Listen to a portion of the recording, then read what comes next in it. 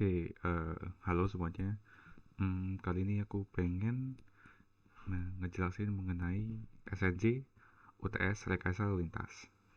Jadi Rekayasa Lalu Lintas itu tahun lalu soalnya ada dua bagian, ya kayak fakultas biasanya ya, dibagi dua dibagi dua bagian dengan dua dosen yang berbeda. Jadi yang pertamanya dia soal bagian A ini soalnya Bu Amel, terus ada soal bagian B itu soalnya eh Pak Pak Kami, ya bener-bener. Jadi soal bagian A itu Bu Amel, soal bagiannya B punyanya Pak Kami. Nah, mungkin kita lihat dulu kalau soal bagian A-nya ini, mungkin kayak seperti biasa soal Bu Amel ya. Soal Bu Amel itu gabungan antara teori, eh, ini kan yang nomor satu kan beber teori kan, sama ada analisisnya juga, analisis logika. Nah, sebenarnya emang mata kuliah RLL ini bisa dibilang 70% tuh menggunakan logika dan nalar dalam artian kalian tuh uh, ngafalin teori aja nggak cukup, tapi kalian juga harus ngerti teori itu gimana. Nah, mungkin kita langsung aja. Yang pertama ini kan soal bagian satu, bagian A nomor satu. Nah ini ada beberapa istilah yang harus kalian jelasin. Nah kan di SNJ ini aku masukin gambar kan. Ini gambarnya nanti kalian pas ujian gak usah kalian gambar ya. Ini saya biar mempermudah buat kalian belajar aja. Nah yang pertama PF. PF itu kan ada kepanjangannya Perception, Interaction, Emotion, Volition. Sebenarnya intinya nih PF ini waktu yang dibutuhin pengemudi buat melakukan reaksi. Dalam artian ini misalkan ngerem atau pindah jalur. Mungkin buat contoh aja misalkan pengemudi ini tiba-tiba ngelihat ada kucing lewat gitu sebagai contoh. Nah, terus PF ini waktu yang dibutuhin dari pengemudi ini ngeliat kucing yang lewat, terus buat ngelola informasi dan melakukan pengereman. Itu butuh berapa detik? Itu setauku seingatku itu tuh bisa dihitung rumusnya.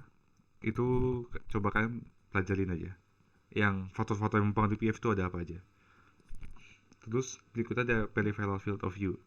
Nah, peripheral field of view itu segala sesuatu yang mata kita bisa ngelihat ketika mengendarai kendaraan, tetapi kita tuh nggak fokus ke objek itu. Misalkan kita nih pas kalau bawa kendaraan tuh fokusnya ke depan kan, ngeliat ke jalan, tetapi kita tuh sebenarnya kayak bisa ngelihat kiri kanan kita, entah ada pohon, entah di kiri kanan kita ada mobil lainnya dan lain-lainnya.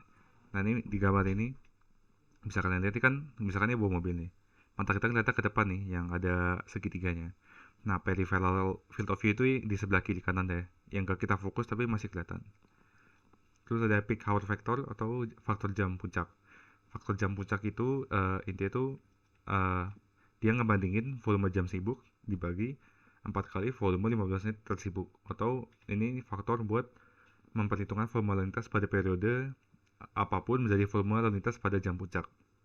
Jadi kayak kan kalau lalu lintas itu kan ada jam sibuknya sama ada enggak kan. Jadi PHV ini fungsinya buat mengkonversi gitu jadi yang yang normal buat dikonversi ke jam puncak.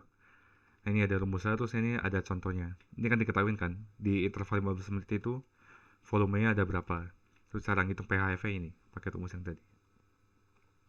Terus ada free flow speed. Free flow speed itu kondisi di mana density-nya hampir tidak ada. Jadi ya kan gini di logika aja, kalau tidak ada density, tidak ada hambatan, maka kendaraan itu bisa maju dengan kecepatan maksimal kan. Nah itu yang dimaksudkan free flow speed.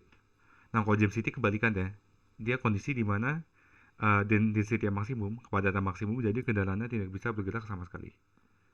Nah oke, lanjut ke soal 2.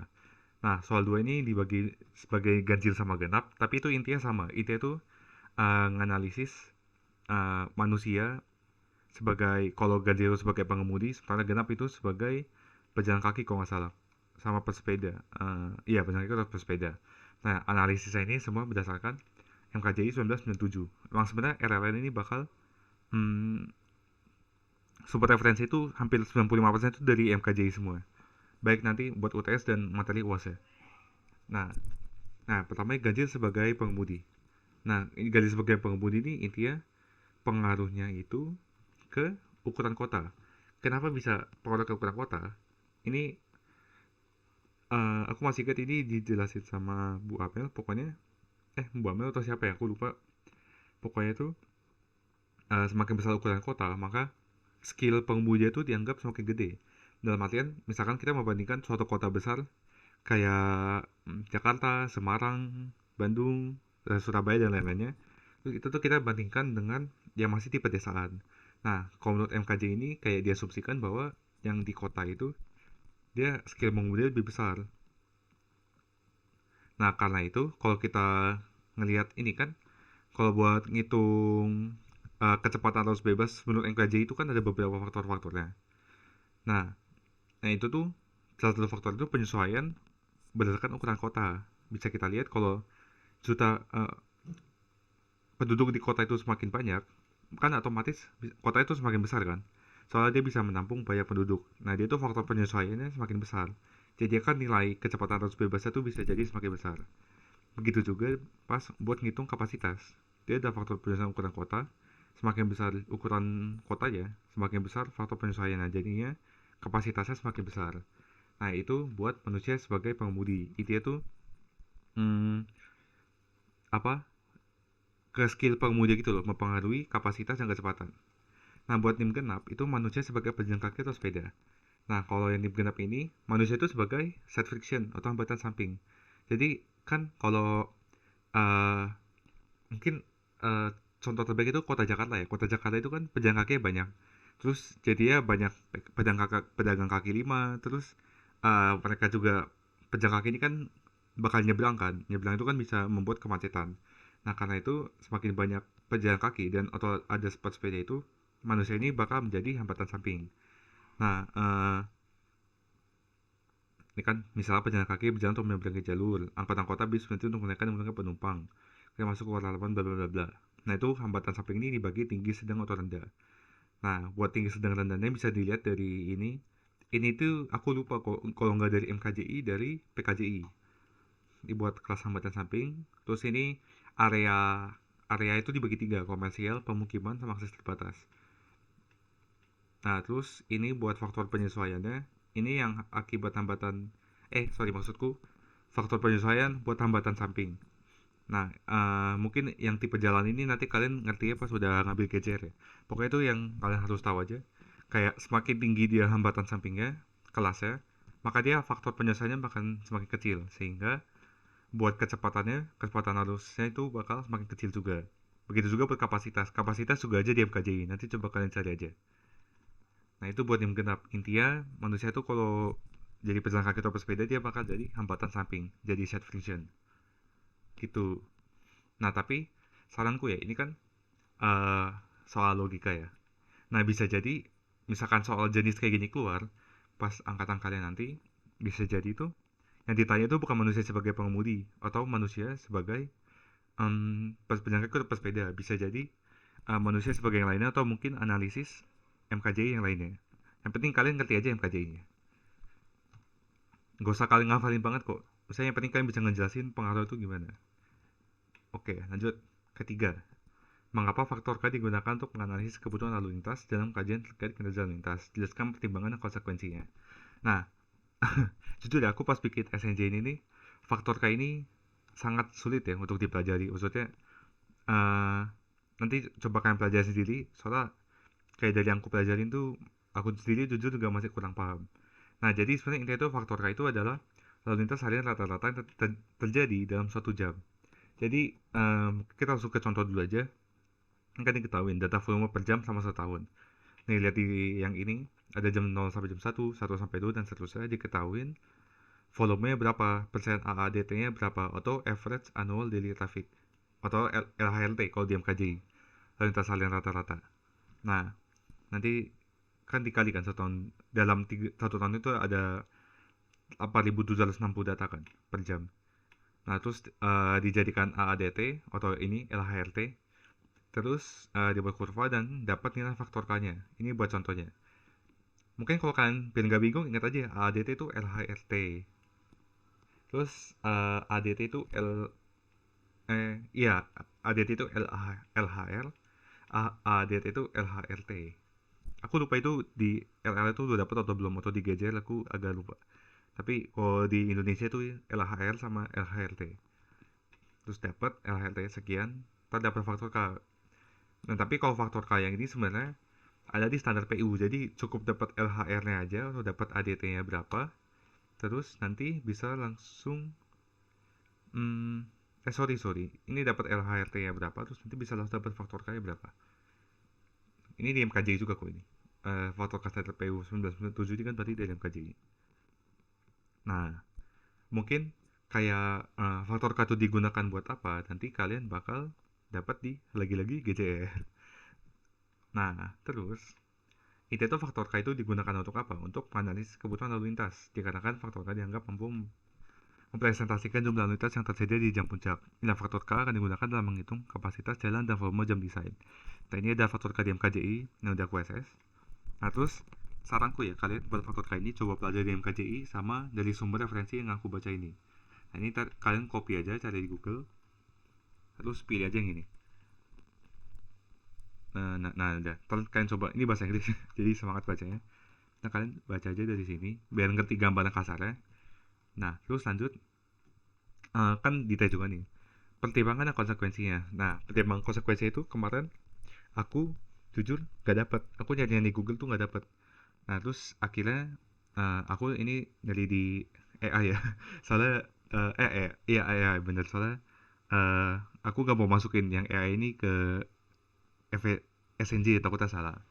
Nah, terus buat pertimbangan kalau menurut Google Bot ini kayak ChatGPT lah gampangnya. Buat apa? Pertimbangan konsekuensi itu, pertimbangannya tuh ada ini. Faktor K merupakan alat analisis yang sederhana dan mudah digunakan. Faktor K dapat digunakan untuk berbagai jenis jalan, sama faktor K dapat digunakan untuk berbagai tujuan analisis. Nah, terdapat konsekuensi itu, faktor K tidak dapat menggambarkan secara detail, sama tidak dapat digunakan untuk memprediksi kondisi lalu lintas pada kondisi tertentu.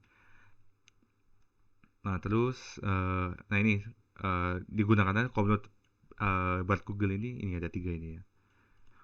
Udah, jujur, pokoknya faktor K kalian coba cari, baca dari sini sama cari dari sumber-sumber lainnya. Oke, lanjut.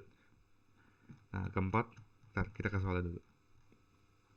Keempat ini, jadi diketahui ada persamaan S sama dengan 5C, AB, min 2 ABC, D. ABC ini nih ya dari NIM. NIMku kan belakangnya 086. S ini kecepatan, D ini kecepatan. Dan ditanya itu kecepatan arus bebas, kecepatan maksimum, dan hitung arus maksimumnya. Nah, salah. Nah, ya kan tadi kan persamaan ini pakai metode green shield. Metode itu aku lihat di PPT ada green shield, green apa gitu, ada 3. Ntar coba dipelajarin aja bedanya apa. Nah, di mana S ini persamaan kecepatan ya. S ini kecepatan, dan ini kerapatan atau density. Nah, jadi tanya tuh yang A itu pertama kecepatan arus bebas dan kerapatan maksimum. Nah, kecepatan arus bebas atau free flow speed kan tadi udah dipelajarin ini kan di soal nomor 1. Kecepatan arus bebas ini kecepatan ketika density-nya 0 atau tidak ada hambatan sama sekali. Yaudah berarti kan gampang kan. D ini tinggal kita ganti 0. Jadi ya udah SF sama dengan bla bla bla bla bla dapat 56,08. Kan dia tinggal masukin 0 kan. Jadi segini.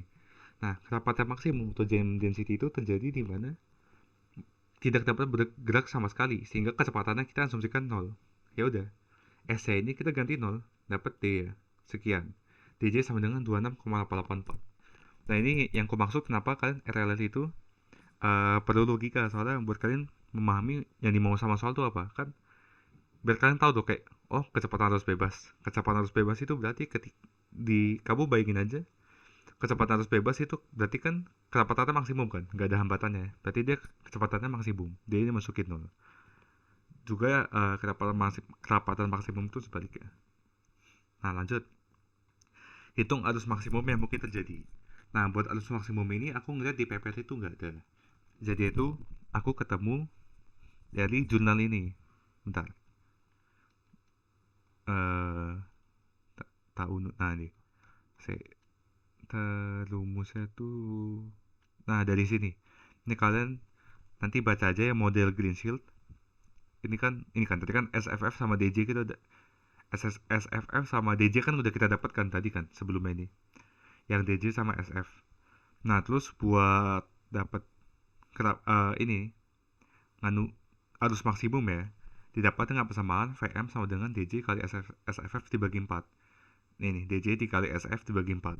Tetapi aku mau minta tolong kalian tolong cari di sumber lain juga buat cross check, takutnya salah gitu. Jadi ya udah tinggal d dikali s dibagi 4.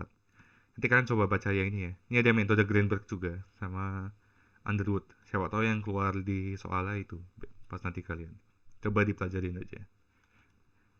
Nah, lanjut soal bagian B. Nah, soal bagian B ini soalnya nggak dikasih ke kita, maksudnya nggak dibalikin ke kita soalnya pengumpulan UTS itu bareng sama soalnya, jadi ngerjainnya tuh di soalnya langsung. Nah, soalnya itu apa? Ini kan soal apa kami ya. Nah, soal apa kami kan emang tiap tahun tuh selalu beda dan pakai logika banget ya, maksudnya hampir gak ada teori sama sekali. Nah, saya ingatku tuh ini tentang lampu hijau lampu merah, nanti kalian disuruh ngitung sama buat grafiknya. Ya pokoknya itu emang buat soal pak kami ini kalian pelajarin aja materinya beliau sampai benar-benar paham gitu.